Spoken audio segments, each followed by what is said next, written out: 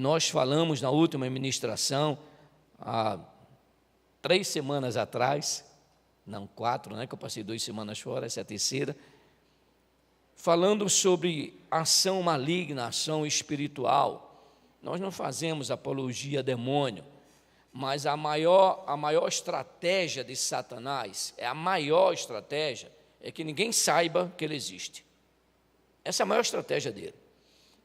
Permanecer no anonimato no meio do povo de Deus. É a maior estratégia de Satanás e os demônios do reino das trevas.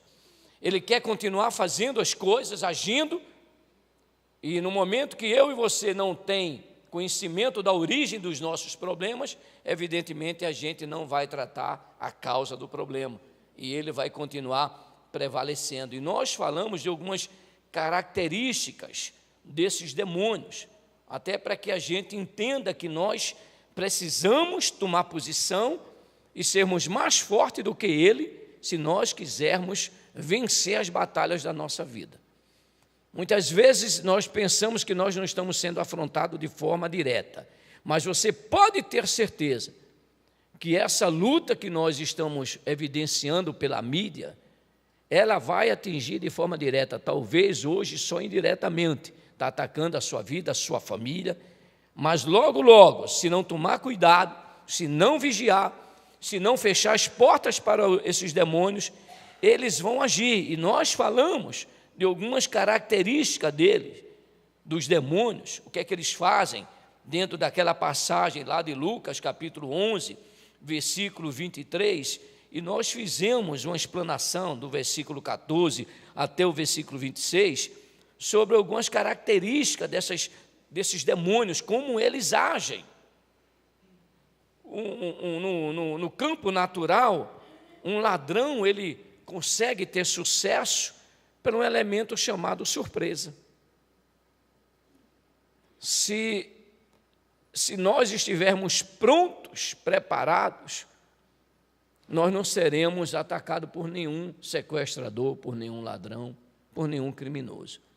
Mas o que faz o povo ser vítima dessas pessoas é o despreparo, é a falta de vigilância. Então, a Bíblia fala dessas características dos demônios, que eles são imundos, que eles podem andar, que eles passam por lugares áridos, e nós falamos isso.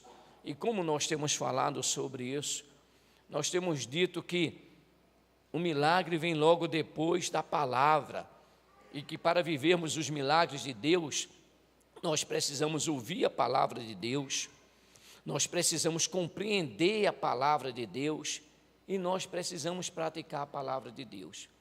O diabo sabe que no momento que o milagre bater a nossa porta, o diabo sabe que no momento que nós evidenciarmos os milagres de Deus na nossa vida, a primeira coisa que vai acontecer é o quê? O nome do Senhor será glorificado. As vidas serão edificadas pelos testemunhos que nós iremos dar. Aí tem muita gente que não, eu não preciso ouvir falar sobre demônios. Aí é que a gente se engana, porque desde Gênesis até Apocalipse, todos os livros da Bíblia falam sobre o inimigo. Aí muitas vezes nós queremos ser mais sábios do que Deus, que colocou na Bíblia os ensinamentos, a origem do mal, para que a gente não seja vencido. E nós falamos que o inimigo, ele procura lugares áridos, lugares secos. E nós fizemos aqui a comparação, até uma analogia, sobre a vida de uma pessoa. A vida de uma pessoa que não tem a palavra de Deus, a pessoa que não medita na palavra de Deus, a pessoa que não lê a palavra de Deus. A Bíblia compara a palavra de Deus como água. Se eu não estou encharcado com a palavra de Deus, eu posso me tornar um lugar árido, um lugar seco. E a Bíblia diz que as vidas áridas são esconderijos, moradas do inimigo. E o inimigo, ele não brinca de ser inimigo. Nós brincamos de sermos crentes. Como é que eu vou conhecer a Deus? Através da sua palavra. Como é que eu vou viver as bênçãos de Deus através da sua palavra. Por isso que nós somos tão atacados dentro da igreja e fora da igreja. Você quer ver só? Quem se lembra da mensagem que foi pregada domingo passado pelos pastores? Não precisa levantar a mão, não. Essa é uma estratégia de Satanás. A gente escuta a palavra de Deus, não compreende a palavra de Deus, e a Bíblia diz que Satanás vem e arrebata do coração a palavra de Deus. Para quê? Porque ele sabe que se você viver a palavra de Deus, você vai viver as maravilhas do Senhor. Satanás sabe que se você viver a palavra de Deus, ele perdeu você. Satanás sabe que se você viver a palavra de Deus, ele perdeu a sua família. Satanás sabe que se você viver a palavra de Deus, ele vai perder aonde você estiver inserido, no seu trabalho, em qualquer lugar. E o que é que ele vai fazer? Ele vai fazer com que a palavra de Deus não permaneça no seu coração. Ele até permite. O inimigo tem muitas formas de trabalhar. Algumas ele vem e arrebenta de uma vez. Outras ele vem, principalmente para os cristãos, ele vem pela beirada. Ele vem cercando. Vem aquela história que nós conhecemos, não tem nada a ver. Não tem nada a ver, não tem problema nenhum. Vem, ele até permite que nós, os cristãos, venhamos à igreja. Mas aí está aí sentado e a cabeça lá no mundo da lua, lá na lua, lá no universo. E quando não, a cabeça está do lado do irmão, aqui conversando o tempo todo. Pastor pregando e o irmão conversando. O que você acha que é isso? Não pode ser normal, não pode ser natural isso. Isso é algo espiritual e que eu preciso tomar uma posição. Por mais que a sua liderança ensine a palavra, por mais que nós busquemos ao Senhor, nos enchemos de Deus, tem uma parte que é nossa, que é de vocês. Se não abrir o coração para receber o novo de Deus, se você não sentar aí, e no momento que você já sentar aí, na verdade, quando sair de casa, já tem que sair com um propósito: Senhor, eu vou para a tua casa. Senhor, eu vou para te adorar, eu vou para te glorificar, mas eu vou buscar o meu milagre. Eu sei que o meu milagre vai vir através da tua palavra. Então eu preciso me encher da palavra. Eu preciso ser cheio da palavra. Ninguém vence o inimigo sem a palavra. Você não vai conseguir vencer. Você vai enxugar gelo. E sabe qual é o pior? Depois a culpa é de Deus. Quando passa por uma luta, aí culpa a Deus. Então nós precisamos conhecer o reino espiritual. Nós precisamos conhecer a palavra de Deus. E nós falamos aqui sobre essas outras características do inimigo. Mas essas características dele têm poder? Tem! Ele escraviza uma pessoa, ele mata uma pessoa. Ele acaba com a nação. Ele destrói uma nação. Não geograficamente falando, eu não estou nem falando dessa parte, que ele também age nesse campo. Mas nas vidas, ele consegue agir. E quando é que ele para? Quando Jesus chega. Quando Jesus chega na minha vida, acabou a ação do maligno. Tem que acabar a ação do maligno. Até porque Jesus é luz, o inimigo é trevas. Não tem como as trevas permanecer diante da luz. As trevas só permanecem por causa da ausência da luz. Então, na hora que eu estou cheio de Deus, e como é que eu posso me encher de Deus? Através da palavra de Deus, através dos ensinamentos da palavra de Deus. Na hora que Jesus chega na minha vida, as coisas têm que mudar. Onde houver trevas na minha vida, e pense em todo tipo de problema, ela tem que começar a ser dissipada. Tudo bem, você pode começar com uma luzinha de um fósforo, começando a palavra de Deus, lançando um pouquinho a palavra de Deus, e ali aquela luz começar a criar uma intensidade muito maior, uma força muito maior, a ponto de dissipar. Então nós vimos na experiência daquele mudo, o cara era mudo. Muitas vezes, se trouxesse hoje para a gente, nós pegaríamos o cara mudo iria dizer para ele: não, você vai ter que aprender agora a linguagem do mudo, do surdo, do mudo, você vai ter que aprender. Mas sabe qual era o problema desse mudo? Era um demônio. Jesus chegou, expulsou o demônio, o mudo começou, foi curado, o cego foi curado. Então, até Jesus chegar, o diabo deita e enrola. Foi o que nós ministramos aqui. Lucas 11, 22, fala o seguinte: sobrevindo, porém, um mais valente do que ele, falando sobre os inimigos da nossa vida, vence-o, tira-lhe a armadura em que confiava e lhe divide os despojos.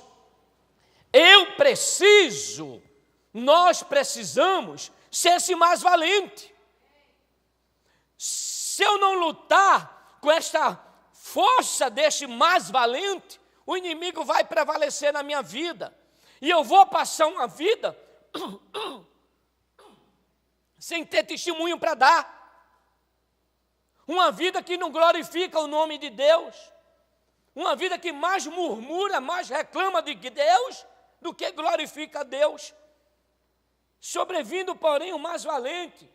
Esse texto aqui começa a falar de Jesus Cristo. Esse texto aqui de Lucas 11 significa dizer que enquanto Jesus não chega na vida de uma pessoa, esta pessoa está impossibilitada de vencer. É regra, pastor? É. Ou Jesus ele domina a minha vida, ou Jesus não tem um governo participativo. Jesus não trabalha assim, não. O Espírito Santo, chamado governo compartilhado. Jesus não trabalha desse jeito. O Espírito Santo não opera desse jeito. Ou eu entrego a minha vida para Jesus Cristo ser o Senhor da minha vida, e Ele governar a minha vida, Ele mandar na minha vida, ou quem manda sou eu. Jesus não participa deste governo participativo. Ou Ele é o Senhor, ou Ele não é o Senhor. E o gostoso disso é que quem decide quem é o Senhor na minha vida, por incrível que pareça, mesmo Deus sendo Deus, mesmo Deus sendo o Todo-Poderoso, ninguém igual a Ele, ninguém se compara a Ele, mesmo assim, quem decide sou eu. Quem decide é você, de permitir que Jesus governe a sua vida, mas governar a sua vida sem restrição. Senhor, nesta área não, eu nasci assim, eu não tenho sangue de barata, isso tudo a gente já ouviu, eu não consigo perdoar. Então, se Jesus Cristo não estiver na minha vida, eu não tenho como lutar. Pastor, pode lutar? Até pode, mas vai ser pior do que quando você não lutava. Então, eu preciso me encher. Enquanto Jesus não chega na vida de uma pessoa, enquanto Jesus não é o Senhor absoluto, enquanto a pessoa não está cheia de Deus, ela está impossibilitada de vencer. Por quê? Porque só Jesus liberta. Ninguém mais liberta. Pastor não liberta, igreja não liberta, religião não liberta, só Jesus Cristo liberta. Por isso eu preciso estar cheio dele. Nós vivemos num mundo que a Bíblia diz que jaz do... Engraçado que, se você perguntar isso aos cristãos de hoje, aos evangélicos, todo mundo sabe dizer isso. Tá, o mundo jaz do maligno, jaz do maligno. E o que é que você tem feito para se preparar contra esse maligno? O que é que você tem feito para se livrar das ações do maligno? Se Jesus Cristo não tivesse vindo, o mudo teria terminado os seus dias mudo. Será que dá para abrir um pouquinho seu entendimento e permitir que o Espírito Santo ministre muito mais do que as palavras? Estava lá o cara mudo. Mateus traz um outro texto correlacionado falando que esse mudo era mudo e cego. Estava lá, imagina, 2000 anos atrás, um cego, mudo, vivendo, mendigando. Jesus chega na vida daquele homem e muda. Se Jesus não tivesse mudado, ele ia terminar os seus dias mudo, pior ainda, endemoniado. No caso específico deste homem. Como é que você quer terminar os seus dias? Como é que você, deixa eu corrigir, Como é que você quer viver os seus dias? Como? Do mesmo jeito, entre aspas, mudo, cego? Se Jesus Cristo não tivesse intervido na vida daquele homem, aquele homem ia terminar sua vida miseravelmente. Muitos de nós estamos assim, como aquele mudo. Nós precisamos da intervenção de Jesus de uma forma direta na nossa vida. Tem alguma área na sua vida que ainda é presa, que o diabo domina? Hoje, no nome de Jesus Cristo, você vai sair daqui liberto dessa situação. O que vimos em Lucas capítulo 11, Jesus chega para aquele mudo, reconhece que tem uma ação maligna, expulsa o demônio, o mudo deixou de ser mudo, o cego deixou de ser cego. Sabe o que é o engraçado disso? O engraçado é que isso já tinha sido anunciado 700 anos atrás. Deus já tinha usado o profeta Isaías, 700 anos atrás, que Jesus Cristo viria. Deus anunciou ao profeta Isaías, capítulo 62, versículo 11. O Senhor proclamou aos confins da terra: digam às cidades de Sião, veja, o seu Salvador vem. Veja, ele traz a sua recompensa e o seu galardão. Passa 700 anos, Jesus chega e diz: eu vim. O que Isaías falou é verdade. O que Deus usou Isaías para falar está aqui: eu vim. João 10, versículo 10. Eu vim e vim com propósito. Para quê? Para que você tenha vida e a tenha em abundância. Jesus chegou para aquele mudo e disse: olha, o que foi anunciado 700 anos atrás está aqui. Eu sou uma realidade hoje.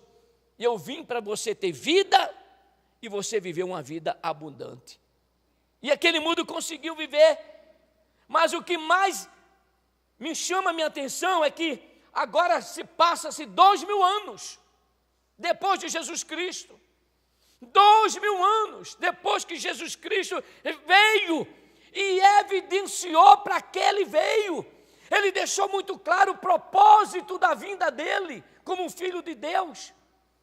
Depois passa-se 2000 anos e o povo de Deus insiste em viver sem essa verdade, que Jesus veio, que Jesus liberta, que Jesus cura, que Jesus transforma, que Jesus restaura, ele faz maravilhas. E nós insistimos em acreditar que as coisas são naturais. Não são naturais. Passa-se 2000 anos e hoje a igreja do Senhor está vivendo como se Jesus Cristo não tivesse vindo e não tivesse estabelecido o seu propósito. Em Lucas capítulo 4, Jesus já tinha vencido a Satanás lá atrás. Como foi que Jesus venceu a Satanás? Jesus não venceu Satanás, a não ser pela... Vira aí para teu vizinho, deixa você participar também desse momento. Diga para ele: quer vencer o inimigo? Encha-se da palavra. Não tem como. Não tem como. O povo de Deus era para viver uma vida muito melhor, infinitamente melhor do que está vivendo. Isso não é um problema pontual aqui do Ministério Internacional de Deus. Isso não é um problema pontual de Brasília. Você sai daqui, prega em outros lugares e você vê o inimigo agindo da mesma forma. Esquece o povo de Deus que só tem uma maneira de vencer o inimigo, é através da palavra. Porque quando nós liberamos a palavra, nós liberamos o poder de Deus. Estamos em uma guerra espiritual. Os pastores estão aí anunciando, nós estamos anunciando isso há 20 anos. Há 20 anos por aí, não sei se é 20 anos, 18 anos, que eu venho falando sobre guerra espiritual. E agora você está vendo a mídia, por causa de todos esses ataques do inferno, vários pastores declarando que estão em guerra espiritual, nós estamos em guerra. É verdade. Sabe onde foi estabelecida essa guerra? Gênesis, lá atrás, capítulo 3, versículo 15. Deus disse assim: e porei inimizade. Acabou-se. Satanás não pode ser seu amiguinho, ele não quer ser seu amiguinho. Mesmo que muitas vezes, inconscientemente, involuntariamente, erroneamente,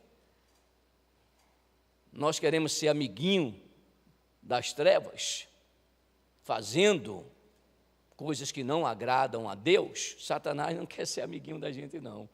Até porque ele também deixou bem claro, Jesus deixou bem claro para que ele veio, para roubar, matar e destruir. Deus estabeleceu esse conflito.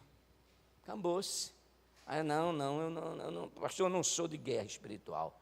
Eu não sou de luta espiritual. Eu não sou de confronto espiritual. Eu não sou de fazer essas orações de guerra, de arrancar a ação do inferno. Eu não sou disso. É bom que você seja. Porque este confronto é inevitável.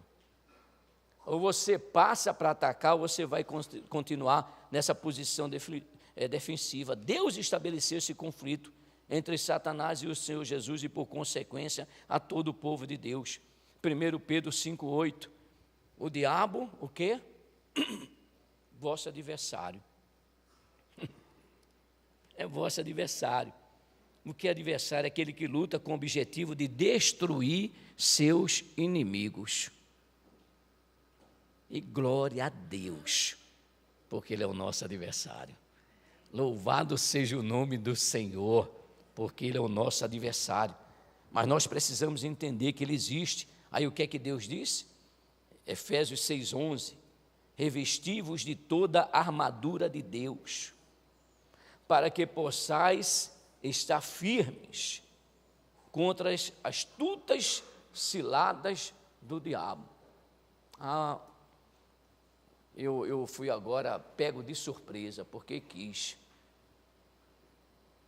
O diabo me pegou de surpresa, porque quis. Porque a palavra já fala que o diabo, vosso adversário, está lá em 1 Pedro 5,8. Anda o quê? Ao derredor. Ele anda, meu querido. Ele se move. Procurando o quê? Alguém. Ele está procurando alguém. Aí a Bíblia diz que só tem uma maneira de você sair dessa situação: revestido de toda a armadura de Deus, para que possais estar firme contra as astutas ciladas do diabo. Você sabe o que é ciladas? Ciladas é um lugar preparado minuciosamente para destruir o seu adversário. O inimigo, ele planeja uma maneira para nos destruir. Aí Deus disse o seguinte: só tem uma maneira de você sair disso. Mas eu recebi de presente do Ricardo e da Cris, uma Bíblia arqueológica.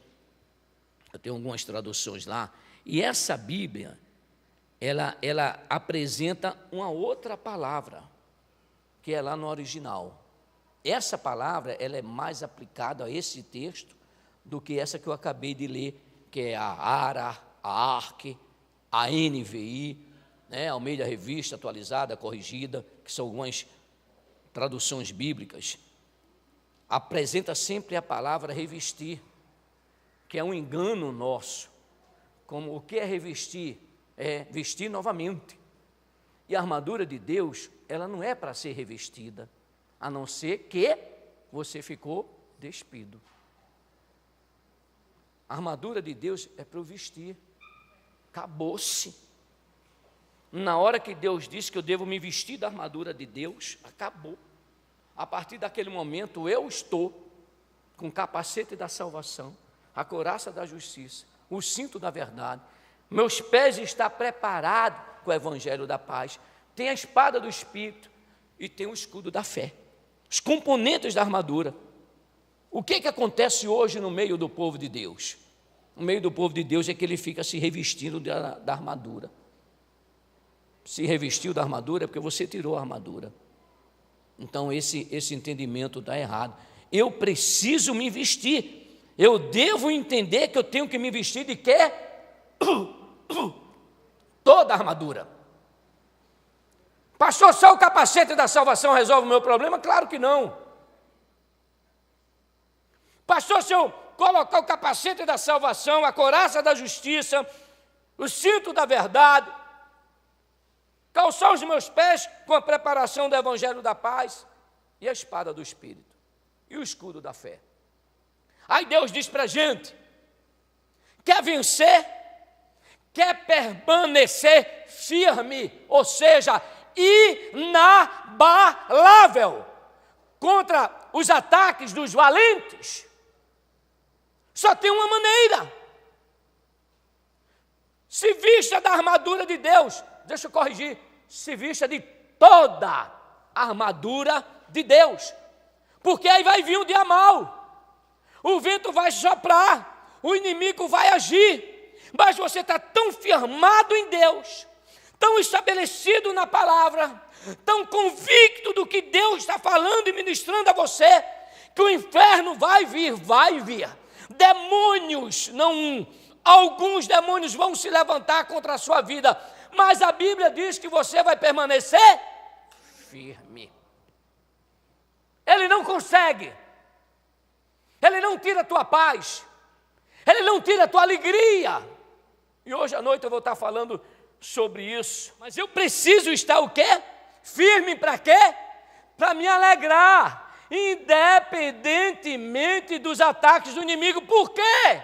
Porque eu sei que o meu Redentor vive. Por quê? Porque eu estou com a armadura de Deus. Aí eu estou firme. Ah, pastor, então o senhor quer dizer que a pessoa que facilmente se abala com as má notícias é porque ele não está firme? Claro, não sou eu que estou dizendo, é Deus. E daí? E daí que eu preciso me firmar. Nós não somos, está aí o que Deus falou para mim aqui, para preparar uma palavra, que nós não somos robôs. Se eu estou vendo que o negócio não está funcionando em mim, eu tenho que rever o meu estilo de vida. Eu tenho que chegar para Deus, Deus, tem alguma coisa errada. Se eu não sei ainda, se o Espírito Santo ainda não me mostrou, se eu sou facilmente abalado com situações, se eu escuto a notícia na televisão, eu me abalo. Se o eu escuto a notícia de um filho que está passando por um problema, eu me abalo. Se eu escuto notícia sobre uma ameaça no meu trabalho, eu me abalo. Está faltando alguma coisa em mim. Por quê? Porque a Bíblia diz que o justo, ele não se atemoriza de má notícias. Por quê? Porque o seu coração está firme, confiado no Senhor. Acabou. Aí ele não se abala. E logo, eu ainda posso dizer assim, mas se naquele primeiro momento a ficha não caiu, que é ser humano, recebeu um ataque do inferno, começou a se abalar, é questão de segundos, não é de minutos. O Espírito Santo vem e diz para você, epa, esqueceu quem eu sou? Esqueceu quem você é? Então eu preciso me vestir de toda a armadura e eu não posso me despir. Eu não posso hoje colocar o capacete da salvação, que é um componente da armadura de Deus, e amanhã eu tenho dúvida quanto à minha salvação. Então eu tirei o capacete da salvação. Quem te garante a salvação? Deus, através de quê? Da palavra. Então a sua salvação é inquestionável. Eu preciso colocar o capacete da salvação, ponto. Eu preciso colocar a couraça da justiça, ponto. Acabou-se. Não tem hoje eu tiro, amanhã eu me revisto. Ah, pastor, e se porventura eu pisar na bola? Você não tirou a armadura, imediatamente confessa os seus pecados. João capítulo 1 João 9 diz, se confessarmos os nossos pecados, o Senhor é fiel e justo para perdoar os nossos pecados e nos purificar de toda injustiça. Então eu não posso de maneira nenhuma abrir mão de nenhum dos componentes da armadura. Um outro componente da armadura, calçar os meus pés com a preparação do Evangelho da Paz. Aí nós temos tempo para tudo. Temos tempo de assistir 2, 3 programas jornalísticos, para quem gosta. Você sai de um canal, vai para outro, não se dá por satisfeito, vai para Band News, Globo News e por aí você vai. No final da história, você passou 2 horas ouvindo o programa jornalístico. Não, mas pastor, sabe, eu trabalho muito, eu gosto de assistir um filme. Não tem problema nenhum de assistir filme, depende do que está assistindo, mas não tem problema nenhum. Mas você passa 1h30, 1h40, 2 horas numa televisão. Tudo bem, você pode passar? Pode. Mas como é que está o seu tempo em preparação do Evangelho da Paz? Ou você não tem mais tempo? Teve tempo para o programa jornalístico, teve tempo para os seus afazeres, seus lazeres, e não teve tempo para se preparar. Aí o diabo vai pegar, meu querido, o diabo vai preparar um pedacinho de vidro. Quando você pisar, você não vai conseguir mais caminhar. Pedacinho de vidro, vai cortar o seu pé, vai machucar o seu pé. O que eu estou dizendo, ele vai trazer um problemazinho deste tamanhinho, ó. Por você não estar preparado, esse problema se torna um gigante na sua vida. Então eu preciso me vestir da armadura de Deus. Não tenho opção, não tenho não. Se eu quiser vencer, eu preciso me vestir da armadura de Deus. Devemos entender que estamos em guerra contra o invisível e não contra o desconhecido. Mas o problema é que o povo de Deus é surpreendido. Eu não conhecia isso, era desconhecido. Como? Se Deus já falou sobre o reino espiritual, 2 Coríntios capítulo 2, versículo 11, a parte B diz que não ignoramos os desígnios de Satanás. Não ignoramos os desígnios. O que é desígnio? É plano. O que é desígnio é projeto, é propósito. Eu não posso sair daí como uma pessoa lerda. Aí vem aqui Deus, chega para a gente e diz assim: não ignoramos os propósitos de Satanás. Ou seja, Satanás tem um propósito contra a minha vida. Satanás tem um propósito contra a sua vida. Ele pretende alcançar esse propósito. Ele vai fazer de tudo para alcançar esse propósito. Quem vai impedir? Diga, sou eu. Pastor, não é Deus? Não, não. Pastor, não é Deus? Não, não, sou eu. E nós iremos ver porque sou eu. Sou eu que tenho que fazer isso. Então você não pode ignorar os planos do seu inimigo. Oséias capítulo 4, versículo 6, o meu povo está sendo destruído porque lhe falta conhecimento. Pelo amor de Deus. Aí papai do céu traz aqui para a gente, o meu povo está sendo destruído porque falta conhecimento. Pelo amor de Deus. Se tem alguma área na minha vida, Eduardo, que está ruim, eu vou procurar o quê? Conhecimento para melhorar essa área. Se o meu casamento não está bem, eu vou lá pegar na palavra de Deus. O que é que a palavra de Deus fala sobre isso? Se a minha vida sentimental não está bem, eu vou lá adquirir conhecimento. Se a minha vida financeira não está bem, eu vou lá adquirir conhecimento. E por aí qualquer área da sua vida. Isaías, Deus vai e muda. Deus vai e fala de coisa mais grave do que Oséias capítulo 4, versículo 6. Olha o que é que Isaías 1,3 diz. Deus falando para Isaías. Isaías, o boi conhece o seu possuidor, o boi.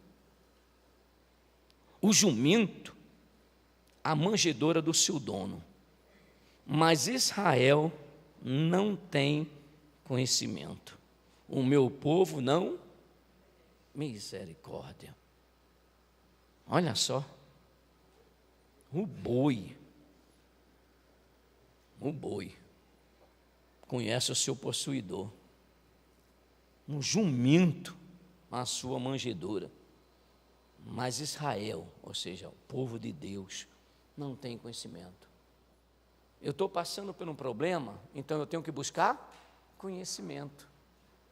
Na hora que eu buscar conhecer a Deus, na hora que eu entender as coisas de Deus, aí eu vou ter uma posição mais favorável.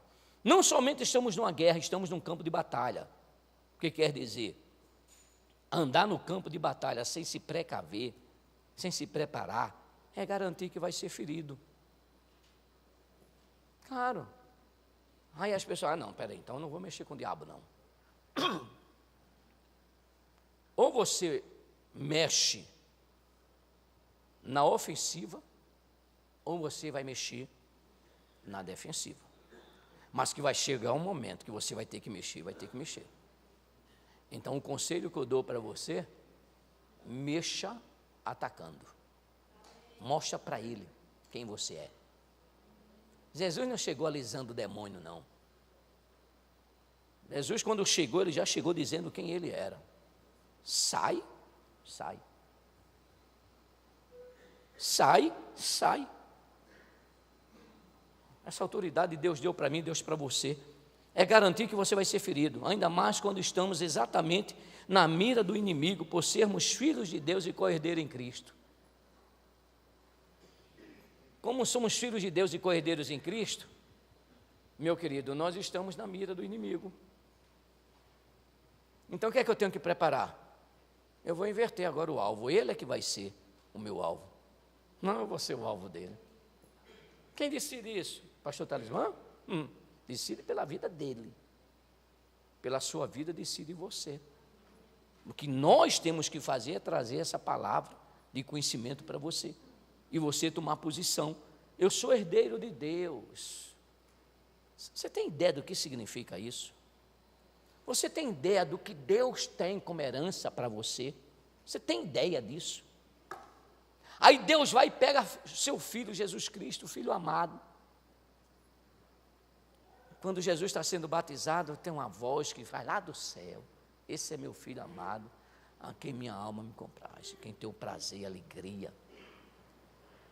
Aí Deus pega Jesus Cristo e diz assim: Talismã, eu tenho uma herança, e você é co-herdeiro com Jesus Cristo.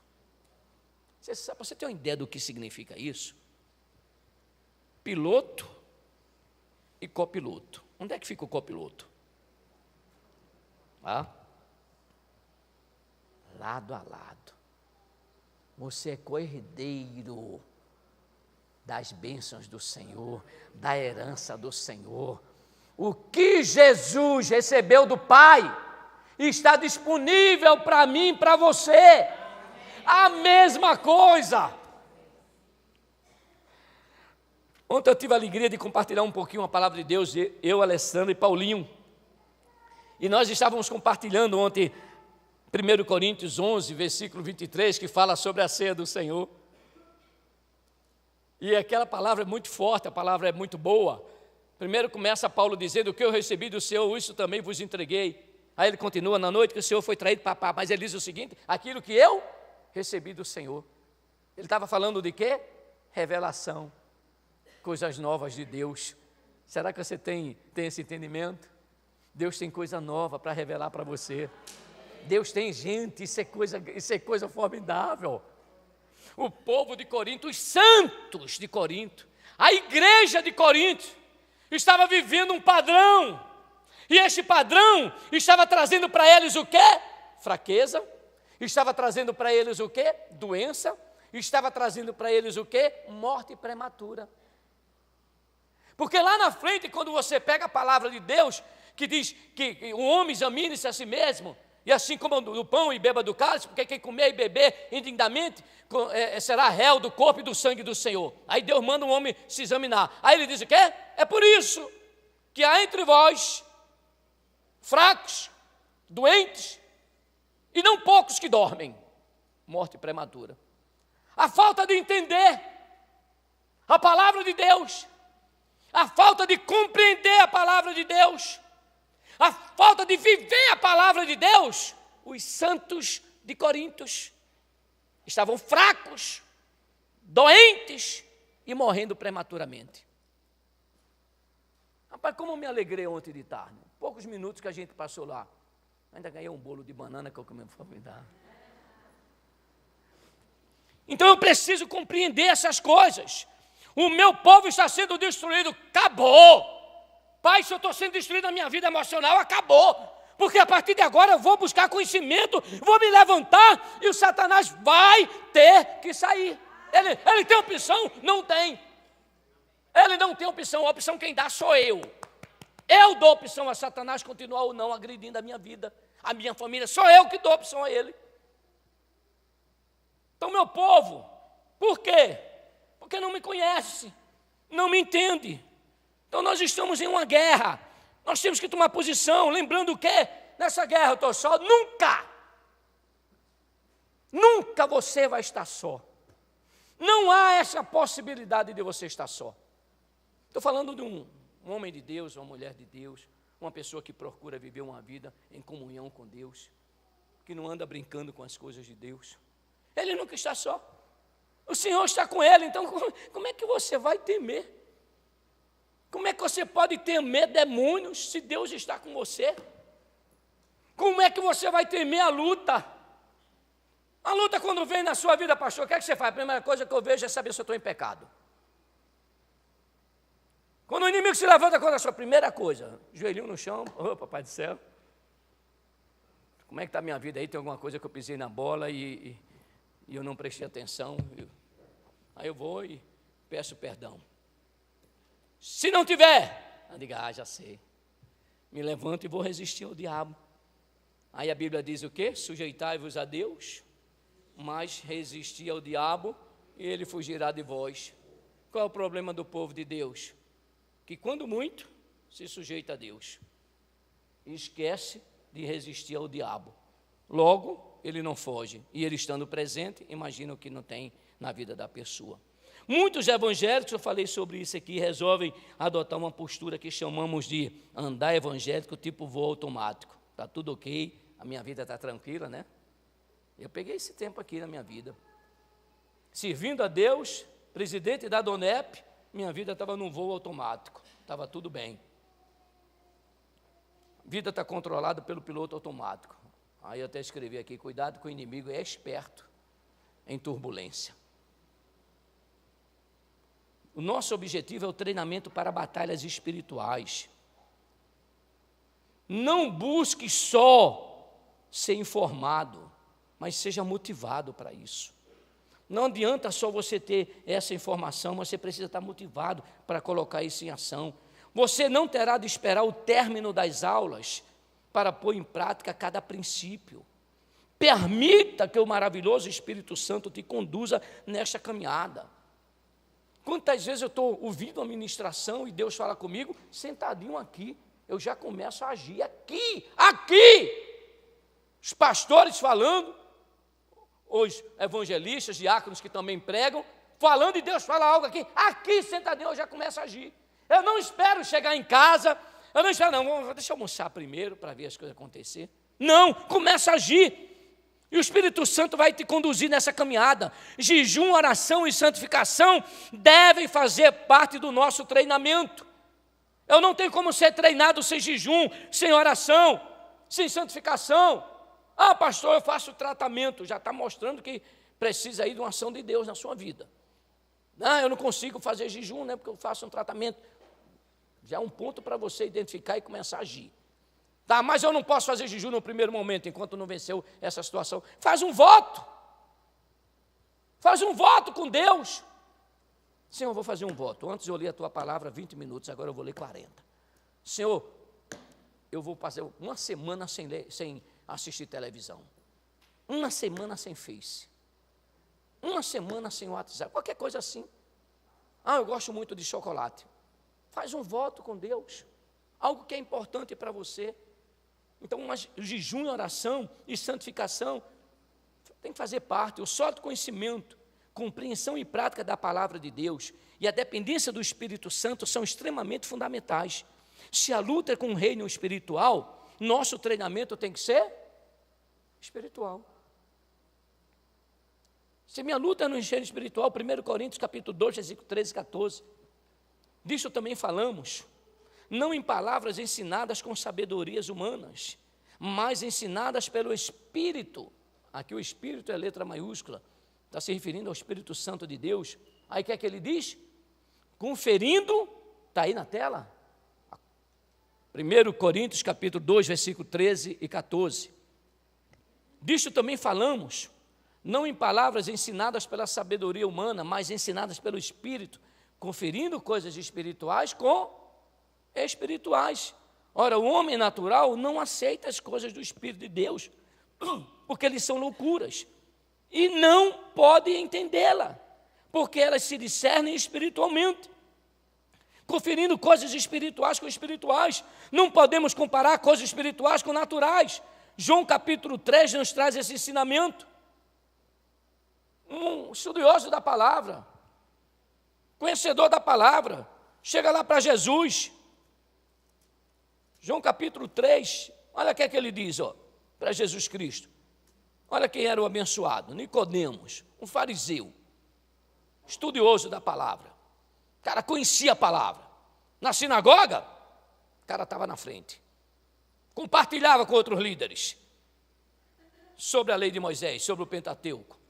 O cara ministrava lá, um fariseu. Este de noite foi ter com Jesus, versículo 2 do capítulo 3 de João. Rabi, sabemos que é mestre vindo da parte de Deus, porque ninguém pode fazer esses sinais que tu fazes se não estiver com ele, se Deus não estiver com ele. A isso respondeu Jesus para ele: em verdade digo, se alguém não nascer de novo, não pode ver o reino de Deus. Aí que foi aquele que entendeu?